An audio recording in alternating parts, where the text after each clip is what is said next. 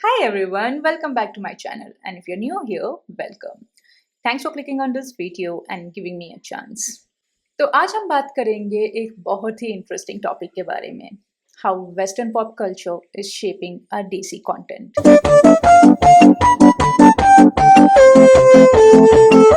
याद है वो दिन जब हम सब टीवी के सामने बैठकर अपने फेवरेट शोज का वेट किया करते थे, जल्दी से अपना होमवर्क खत्म कर देते थे ताकि मम्मी 7 बजे के बाद टीवी बंद करने की धमकी ना दें।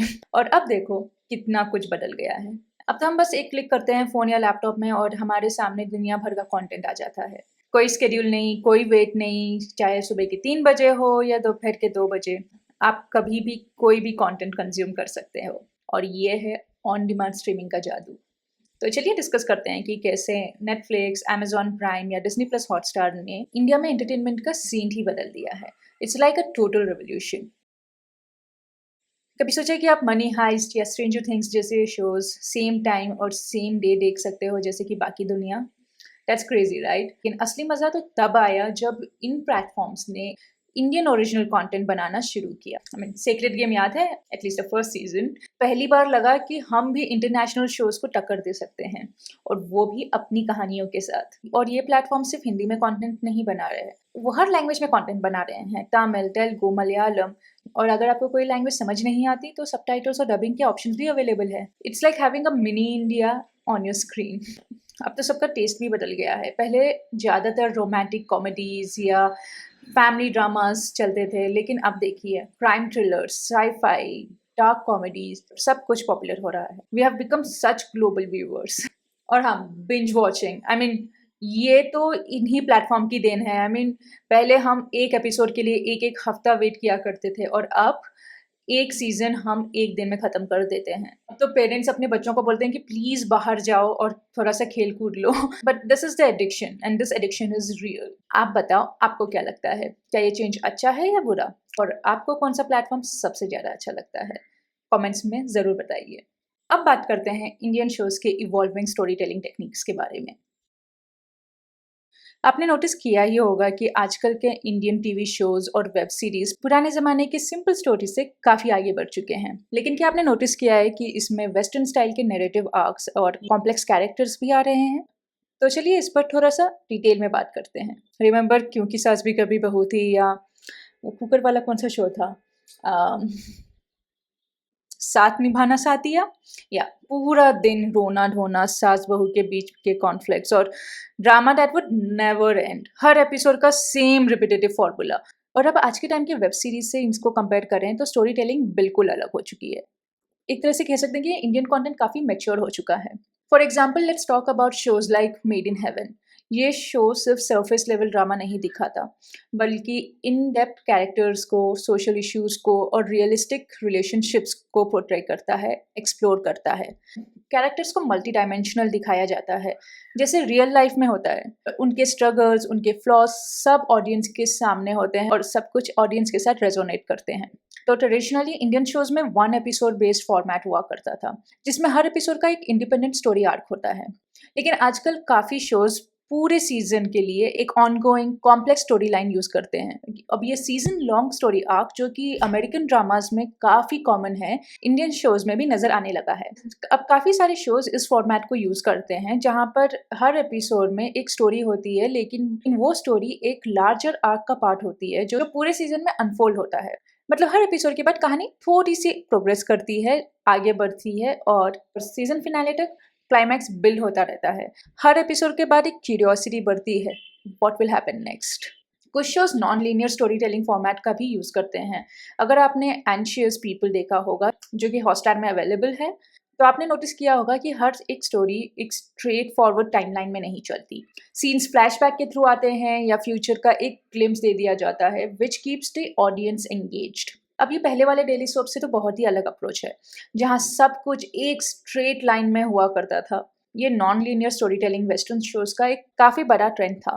और अब इंडियन कंटेंट क्रिएटर्स भी इसे अडॉप्ट कर रहे हैं। This makes the story more interesting क्योंकि आपको हर एंगल से पर्सपेक्टिव मिलता है और कहानी का हर लेयर अनफोल्ड होता है। अब एक और इंटरेस्टिंग ट्रेंड है the shift from indefinitely running shows to a season format. आज के वेब सीरीज या टीवी शोज एक सीजन के अंदर ही अपने कहानी को रैप करने की कोशिश करते हैं। गॉन आर दोज़ डेज जब एक शो 8-10 साल तक चलता रहता था, जैसे क्योंकि सास भी कभी बहू थी। इसमें एंडिंग का पता ही नहीं, जनरेशन कितने सारे जनरेशन आगे चले जाते हैं विद एन इमॉर्टल बा। बट आज के टाइम के वेब सीरीज का फोकस है एक टाइटली पैक्ड सीजन पर, जैसे कि टेली क्राइम, जहाँ एक सीजन के अंदर ही एक सॉलिड आर्क कंप्लीट हो जाता है और अगर कहानी में पोटेंशियल दिखता है तभी वो एक नए सीजन के लिए रिन्यू होता है, नहीं तो बस हो गई कहानी खत्म। क्या आपको Indian shows and web series का ये शिफ्ट पसंद आया? और कौन सा शो है जो आपको लगता है कि वेस्टर्न स्टाइल के नैरेटिव आर्क्स को सबसे अच्छे से अडॉप्ट करता है? Let me know in the comments below. और अब बात करते हैं कैसे इंडियन कंटेंट में जॉनर्स की एक पूरी रेनबो आ गई है। मतलब पहले क्या था और अब क्या हो गया है, कैन यू बिलीव इट? सोचो पहले क्या था, हर जगह रोमांस और फैमिली ड्रामा, मतलब कितने सारे शोज जहाँ पे बहू ससुराल में एडजस्ट कर रही है और एक वैम्प होती है जिसने सबके नाक में दम कर रखा है, या फिर हीरो हीरोइन किसी खेत में गाना गा रहे हैं। I mean not that anything is wrong with that, सब कुछ कितना रिपीटेटिव हो गया था, है ना? पर लेकिन अब तो जॉनर्स का बुफे लगा हुआ है, जिसका जो मूड हो उसको वो मिल जाता है। पहले बात करते हैं स्पाई थ्रिलर्स की। द फैमिली मैन देखा है आपने? Oh my god, imagine Manoj Bajpayee as a middle class man who is secretly a spy. ये आइडिया किसने सोचा? मतलब ये किसने सोचा था? It's like having our own desi version of James Bond but with family problems. और साईफाई की बात करें तो ओके कंप्यूटर ने तो कमाल ही कर दिया है। रोबोट्स, एआई, फ्यूचर मुंबई, ये सब इंडिया में।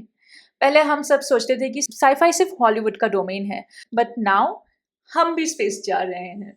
और सुपर हीरोज जॉनर्स की बात करें तो क्रिश क्रिश ने क्या धमाल मचा दिया था। हर बच्चा क्रिश बनना चाहता था। हालांकि उसके टारगेट ऑडियंस बच्चे थे, लेकिन हमने भी कम एंजॉय नहीं किया। और अब देखना जल्द ही कोई सुपर हीरो आएगा जो थॉर या आयरन मैन को भी पीछे छोड़ देगा। और हॉरर की बात करें तो भूल देखा है आपने? पहले हॉरर का मतलब सिर्फ होता था भूत प्रेत या क्रीकी डोर्स या जंप स्केयर्स, पर अब साइकोलॉजिकल हॉरर, सुपरनैचुरल थ्रिलर्स, सब कुछ मिल रहा है। लेकिन मेरे हिसाब से सबसे इंटरेस्टिंग चीज़ जो हो रही है वो है कि जिस वजह से हम इंडियन माइथोलॉजी को वेस्टर्न स्टोरी टेलिंग से मिक्स कर रहे हैं। सीक्रेट गेम में जैसे एंशियंट हिंदू कॉन्सेप्ट को एक मॉडर्न क्राइम थ्रिलर में यूज किया है। It's like having old wine in a very new and very shiny bottle. तो गाइज ये है जॉनरा एक्सप्लोरेशन का चक्कर। पहले हम सिर्फ थाली में खाना खाते थे, पर अब तो पूरा बुफे लगा हुआ है। रोमांस चाहिए, मिल जाएगा। एक्शन चाहिए, आ जाएगा। साईफाई, हॉरर, थ्रिलर, सब कुछ अवेलेबल है। It's like a playground for creators and a paradise for viewers like us. आपको कौन सा जॉनर सबसे ज़्यादा पसंद है और कौन से शोज है जो आप हमें रिकमेंड करते हैं? कमेंट्स में ज़रूर बताना। चलिए अब बात करते हैं production values in Indian content. पहले के शोज और आज के शोज के प्रोडक्शन क्वालिटी में बहुत बड़ा डिफरेंस है और इसका एक मेजर फैक्टर है वेस्टर्न पॉप कल्चर का influence. High budget western shows के कंपटीशन की वजह से इंडियन प्रोड्यूसर्स ने अपनी गेम काफ़ी ज़्यादा इम्प्रूव कर दी है। सबसे पहले बात करते हैं सिनेमाटोग्राफी की। अगर आप पुराने शोज को देखें तो कैमरा वर्क और विजुअल काफ़ी बेसिक हुआ करते थे, बट आज के टाइम के शोज लाइक हीरा मंडी में जो स्टनिंग विजुअल्स और हाई क्वालिटी सिनेमाटोग्राफी देखने को मिलती है, दैट्स एब्सोल्युटली माइंड ब्लोइंग। आजकल की सिनेमाटोग्राफी सिर्फ कहानी को दिखाने का एक जरिया नहीं, but it's an art form in itself. Next बात करते हैं स्पेशल इफेक्ट्स और एक्शन सीक्वेंसेस की। इंडियन शोज ट्रेडिशनली एक्शन के मामले में थोड़े से बेसिक हैं, लेकिन अब shows like the family man ने गेम कंप्लीटली चेंज कर दिया है। The level of action sequences, drone shots, the fight choreography जो द फैमिली मैन में देखने को मिलती है वो डायरेक्टली वेस्टर्न स्पाई थ्रिलर से इंस्पायर्ड है। यही नहीं, शोज के विजुअल इफेक्ट्स भी टॉप नॉच है। एक्सप्लोजन्स, चेस सीक्वेंसेस, सब कुछ डिटेल और रियलिस्टिक लगता है। आज के टाइम में इंडियन शोज सिर्फ स्टोरी के बेसिस पर नहीं चल रहे हैं, they are using advanced effects to create that wow factor. और ये इंप्रूवमेंट्स उन्हीं वेस्टर्न शोज से इंस्पायर होकर आए हैं जो हाई प्रोडक्शन वैल्यूज के लिए मशहूर हैं। अब सेट डिज़ाइन की बात करें तो इंडियन शोज़ का स्केल भी काफ़ी बड़ा हो गया है। जैसे पहले हम देखते थे कि काफ़ी बेसिक और रिपिटेटिव सेट्स का यूज़ हुआ करता था, बट नाउ ऑपुलेंस और attention to detail is on another level. Take the fame game for example. इस शो का सेट इतना ग्लैमरस है कि आपको हर फ्रेम एक बॉलीवुड मूवी जैसे लगता है। Set designs, whether it's the fancy homes और लग्जरियस पार्टीज और हाई क्लास ऑफिसेस, सब कुछ बहुत ही ज़्यादा स्टाइलाइज्ड और मेटिकुलसली डिजाइंड है। वेस्टर्न शोज में जो लैविश सेट डिजाइन देखने को मिलते हैं, अब उन्हीं का इम्पैक्ट इंडियन ओटीटी प्लेटफॉर्म पर भी आ रहा है। अब ये बात सिर्फ हाई बजट तक सीमित नहीं है। Even web series are investing heavily in set designs to match the global standards. Production value के इम्प्रूवमेंट का एक और इंटरेस्टिंग रिजल्ट ये है कि बॉलीवुड के टॉप एक्टर्स और डायरेक्टर्स भी अब ओटीटी प्लेटफॉर्म्स पर आ रहे हैं। अब डायरेक्टर्स लाइक संजय लीला भंसाली और बॉलीवुड स्टार्स लाइक माधुरी दीक्षित या सैफ अली खान भी अब वेब सीरीज को देखने में मिल रहे हैं, क्योंकि अब यहाँ क्वालिटी और स्केल सिनेमा लेवल का हो गया है। ओटीटी प्लेटफॉर्म्स को अब एक स्मॉल स्क्रीन नहीं, बट अब एक नेक्स्ट बिग थिंग माना जाता है। जितनी अच्छी प्रोडक्शन क्वालिटी आज के ओटीटी शोज में है, उतनी हमने पहले कभी टीवी शोज में नहीं देखी थी। Bollywood talent is seeing the potential of these platforms because they are finally offering the scale and the quality जो पहले सिर्फ बिग स्क्रीन पर मिला करता था। आपको कौन से शोज की प्रोडक्शन क्वालिटी सबसे ज्यादा इंटरेस्टिंग लगती है? Let me know in the comments.